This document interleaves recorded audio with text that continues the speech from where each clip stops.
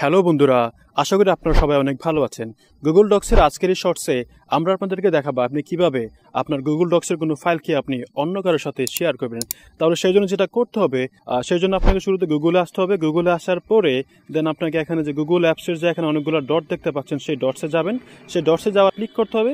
Click করার পরে আপনি একটু স্ক্রল ডাউন করার পরে আপনি গুগল ডক্সটা পেয়ে যাবেন। অ্যান্ড দেন এখানে একটা ক্লিক করে আপনি ডিরেক্ট গুগল ডক্সে চলে যেতে পারবেন।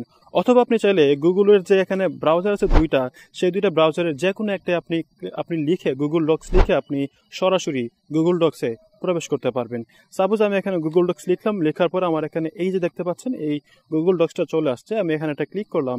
এখানে ক্লিক করার পরে আমাকে জাস্ট সরাসরি গুগল ডক্সের হোম পেজে নিয়ে আসলো। অ্যান্ড দেন আমি এখান থেকে যেই পেজটা বা যেই ফাইলটা আমি শেয়ার করতে চাই, সেই ফাইলটা আমি জাস্ট একটা ক্লিক করে ওপেন করে নেব। তো দেখুন আমার এখানে একটা ফাইল ওপেন হয়ে গেছে।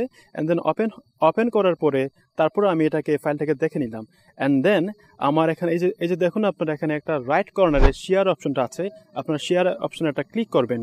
শেয়ারে ক্লিক করার পর আপনারা এখানে দেখতে পাচ্ছেন এখানে উপরে লেখা আছে অ্যাড পিপল। অর্থাৎ আপনি এখানে জাস্ট আপনার কোনো পার্সনের জাস্ট মেলটা লিখে আপনি জাস্ট তাকে ডিরেক্ট শেয়ার করতে পারবেন। অথবা আপনি চাইলে এখানে জেনারেল অ্যাক্সেসটা আসে, সেই জেনারেল অ্যাক্সেস এসে প্রথমে আপনি এটা রেস্ট্রিক্টেড থেকে এনিওয়ান উইথ দ্য লিঙ্ক করে দিবেন। তাহলে যেটা হবে, তাহলে যে কেউ আপনার এই লিঙ্কে ক্লিক করে আপনার গুগল ডক্সে প্রবেশ করতে পারবে। এরপর আপনারা এখানে একটা ভিউয়ার অপশন দেখতে পাচ্ছেন। সেই ভিউয়ার অপশন থেকে, অর্থাৎ এটা যে দেখবে সে কি আপনার ফাইল শুধু দেখতে পারবে, নাকি এডিট করতে পারবে, নাকি এখানে কমেন্টস করতে পারবে, সেই অ্যাক্সেসটা আপনি তাকে এখানে দিয়ে দিবেন। অ্যান্ড দেন আপনি ফাইলটাকে কপি করে এটাকে ডান করে দিবেন। অ্যান্ড দেন আপনি যাকে এই ফাইলটা পাঠাতে চান তার জিমেইল, তার হোয়াটসঅ্যাপ, মেসেঞ্জার বা এনি মিডিয়ামে আপনি তাকে এটা সেন্ড করে দিবেন। তাহলে সে ওখানে লিঙ্কে ক্লিক করে আপনার ফাইলে ঢুকতে পারবে এবং আপনাকে ফিডব্যাক, এডিট এবং এটা দেখতে পারবে।